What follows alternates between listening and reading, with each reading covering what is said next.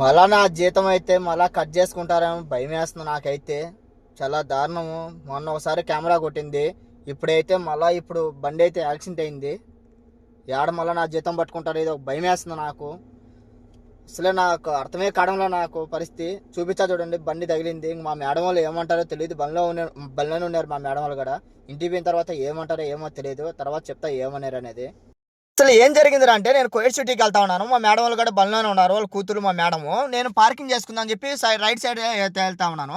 ఇంకొక madam left side వచ్చా సడన్గా అయితే రైట్ సైడ్కి దూసేసింది.